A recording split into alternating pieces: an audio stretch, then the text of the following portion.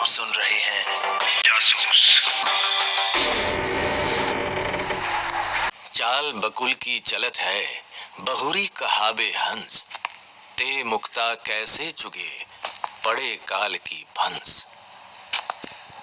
संत कबीर कहते हैं, जिसका चाल चलन बगुले की तरह छल कपट वाला है, लेकिन संसार की नजर में वह हंस जैसा अच्छा कहलाता है, वह मुक्ति का मोती नहीं चुग सकता है, वह काल के जाल में जरूर फंसेगा। आज मैं आपको जिस केस की कहानी सुनाऊंगा, उससे आपको कबीरदास का ये दोहा और बेहतर समझ आएगा। और इस कहानी का नाम है चातुर्य।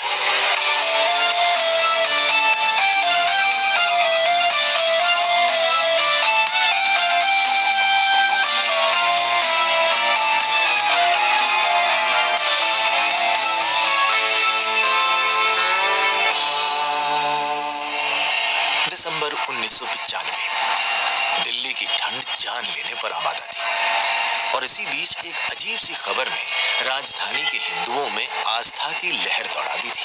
करोल बाग में बने गणेश मंदिर में भगवान श्री गणेश की मूर्ति दूध पीने लगी थी, और उस वक्त तक रोज सैकड़ों लीटर दूध पी भी रही थी। उस वक्त इस खबर ने खूब सुर्खियां बटोरी, और लगभग देश भर का मीडिया इस खबर पर अपनी नजरें गड़ाए बैठा था। प्रमिला भी लगभग 2 बार मंदिर की लाइन में लगकर भगवान को दूध पिला चुकी थी। अरे, आपको सिमी के बारे में तो बताना भूल ही गया। सिमी हमारी बेटी लगभग 1.5 साल की हुई थी, और दोनों बार अपनी माँ के साथ मंदिर गई थी। उस सुबह बंटी सिमी को गोद में उठाए बालकनी में टहल रहा था, और मेरी और प्रमिला की बहस जारी थी कि तभी दरवाजे की घंटी बजी। तुम्हें समझ नहीं आता कि जब घर में एक छोटी बच्ची है तो सिगरेट न पियो? ये सब भी सिखाना पड़ेगा। अरे भाई, बच्ची तो बालकनी में है ना, और मैं अंदर सिगरेट पी रहा हूँ, लगभग 20 फुट की दूरी। अरे, ये अपनी जासूसी मुझे मत सिखाओ। बेटी वापस तो घर के अंदर ही आएगी ना। पहले बोल रहा हूँ, मैंने दरवाजा नहीं खोलना। हाँ, मेरे बाप, मैं ही खोल रहा हूँ। नमस्ते। नमस्ते। पुवन पांडे जी, पुवन नहीं, भुवन पांडे। आपका परिचय? जी, वही तो बोला मैंने, पुवन पांडे। जी, मैं चंद्रमोहन सेठी, करोल बाग के सेठी एम्पोरियम का मालिक। अरे सेठी जी, आइए आइए। भुवन, तुम सेठी जी को नहीं जानते? नहीं, लेकिन तुम जानती हो तो जरूर भले आदमी ही होंगे। अरे, यही तो है चंद्रमोहन सेठी, करोल बाग वाले मंदिर के सेक्रेटरी। अच्छा, तो वो मंदिर आपका है जहाँ गणेश दूध पी रहे हैं? ओ भाई, सब मंदिर तो भगवान का है जी। हम तो सेवक है बस। हाँ जी। हाँ जी जी जी जी। और कहिए ना, कैसे आना हुआ? अरे प्रमिला, अपने रेडियो को पकड़ो यार, जब देखो बजना शुरू कर देती है। लो पकड़ो ना। नमस्ते, मैं बंटी चौक से। ओह नमस्ते जी, मैं चंद्रमोहन सेठी पटिंडा से। अच्छा, वेरी फनी। फनी तो हुई जी मैं। हाँ तो पुवन जी, हुआ यूं कि मैं कुछ साल पहले तंजावुर मंदिर गया था अपने कुछ फ्रेंड्स के साथ। वहाँ इतना अच्छा लगा कि हर साल जाने लगा। अभी कुछ दिन पहले मेरा एक फ्रेंड जो साकेत कोर्ट में वकील है, उसने मुझसे कहा कि तंजावुर के मंदिर में कोई 10-12 चोरियां हुई हैं, और उस केस में मेरा भी नाम है जी। लो कर लो बात, अभी कोई गल हुई है? हाँ, अभी तक पुलिस कोई वारंट लेके घर पर नहीं आई है, लेकिन मुझे पता है एक न एक दिन जरूर आएगी। आपकी वाइफ तो मुझे जानती है ना जी, मैं ऐसा आदमी हुई नहीं है। जी जी। अच्छा, लेकिन आप काम क्या करते हैं? वही तो गड़बड़ है ना पुवन जी। अब भुवन? अरे वही तो कह रहा हूँ पुवन जी, पुवन है। मेरी असल में एक एंटीक मूर्तियों की शॉप है जी करोल बाग में, है सेठी एम्पोरियम। बस इसी चक्कर में मेरा नाम आ गया इस चोरी में कि मैं भगवान की मूर्ति चोरी करता हूँ। लो अब आप बताइए, अभी कोई गल हुई है? ठीक है, थोड़ा समय दीजिए, कुछ पता करता हूँ। ओ जी, टाइम लो ना जी, टाइम लो आप, लेकिन थोड़ा कम टाइम लेना, क्या पता वारंट कब निकल जाए, है? थोड़ा संभाल लेना पुवन जी। आप चिंता ना करें, मैं कुछ करता हूँ। चंद्रमोहन सेठी के जाने के बाद प्रमिला से हुई बातचीत इसी बात पर रुकी रही कि वह भले आदमी है और पूरे मंदिर का खर्च और कार्यभार अपने कंधों पर उठाए हैं। इधर मैंने रमेश पवार को फोन कर मिलने का अपॉइंटमेंट लिया। अब वो सरकार में नहीं थे, सो वो खुद ही घर आ गए और सिमी के साथ जी भर के खेलने के बाद प्यारी बच्ची है सिमी, बहुत बड़ी हो गई, बहुत प्यारी। हाँ तो कहो भुवन, क्या बात करनी थी? सर, मुझे तंजावुर की मूर्तियों की चोरी के बारे में कुछ जानकारी चाहिए थी। उस मामले में तो हमारी दखल कम ही है। ओके, लेकिन पूछो क्या पूछना है। चंद्रमोहन सेठी, इनका नाम आया है इस केस में। चंद्रमोहन सेठी, जहाँ तक मुझे मालूम है इनकी एक मूर्तियों की दुकान है करोल बाग में और पिछले कई सालों से सीबीसीआईडी इन पर निगरानी रखे हैं। ओके, उन्हें शक है कि ये अपनी दुकान से मूर्तियों की तस्करी का काम करते हैं, लेकिन अभी तक कुछ साबित नहीं हो पाया है। क्यों, क्या हुआ? असल में ये आज सुबह सीधा घर पर प्रकट हुए और इन्होंने मुझे अपनी बेगुनाही साबित करने का काम दे दिया। ओ अच्छा अच्छा, आजकल ये खासी चर्चा में है भाई। इनके मंदिर के गणपति दूध जो पी रहे। हाँ हाँ, मैं तो 2 बार दूध पिलाई। भुवन, मुझे लगता है कि तुम्हें भी एक बार दूध का चढ़ावा देना चाहिए। क्या पता कुछ नया मालूम हो, है ना सिमी? पवार साहब की इस सलाह में कुछ तो बात छुपी थी। मैं मुस्कुरा दिया। अगले दिन मैं सपरिवार करोल बाग पहुंचा। पीछे से बंटी भी आया और हम लाइन में लग गए। गणपति को दूध चढ़ाने की लाइन में सैकड़ों लोग लगे थे। लगभग 2 घंटे कतार में रहने के बाद हम पहुंचे और मूर्ति के दर्शन हुए। मूर्ति तो साधारण पत्थर की ही थी, लेकिन सूंड के पास दूध डालने की जगह पर एक बारीक सा छेद था। यार, ये सेठी कहीं दूध वाला तो नहीं? मतलब? ये छेद देख रहा है?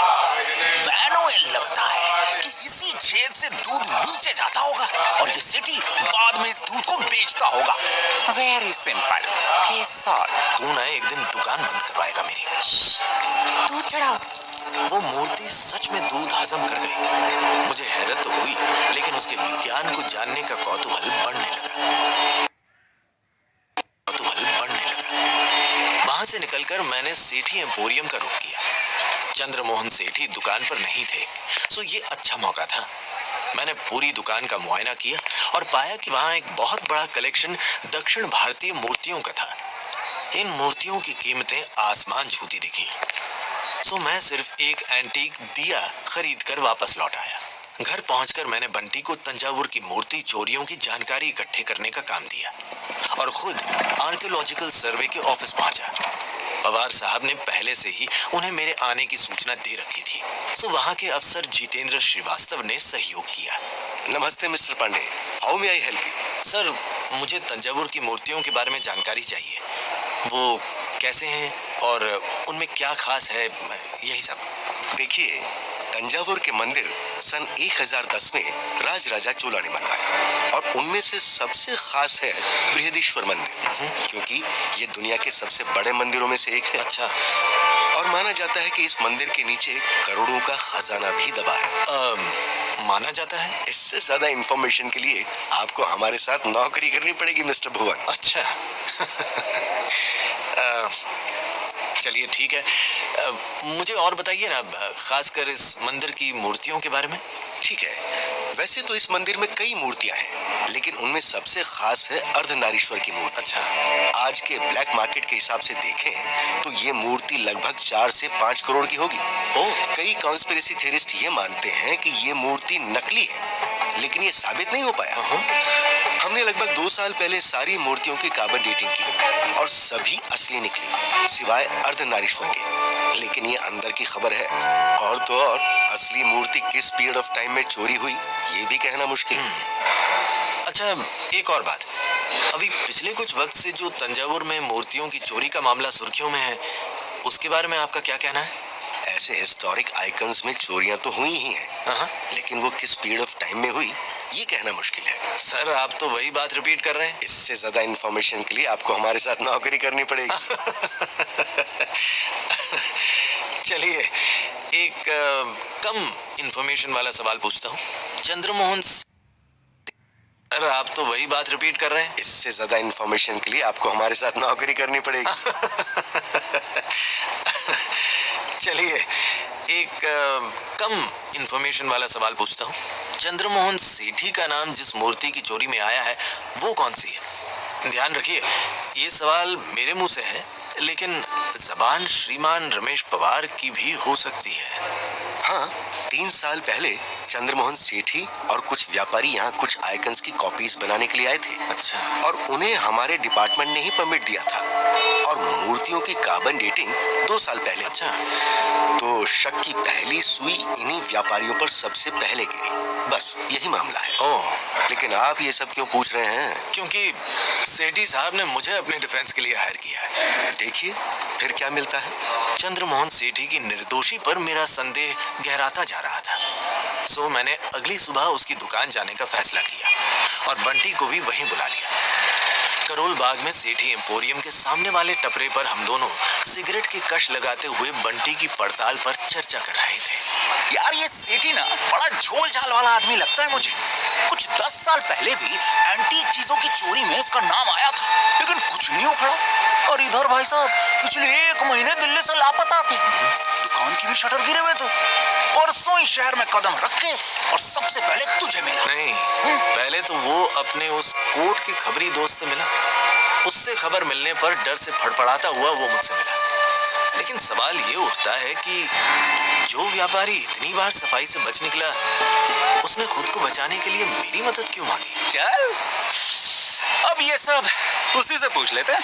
और हम दोनों सेठी एम्पोरियम के अंदर गए। अंदर चंद्रमोहन सेठी एक मूर्ति के पास बैठे चाय पी रहे थे। थोड़ी बहुत फॉर्मल चाय कॉफी जैसी बातों के बाद मैंने सवाल पूछना शुरू किया।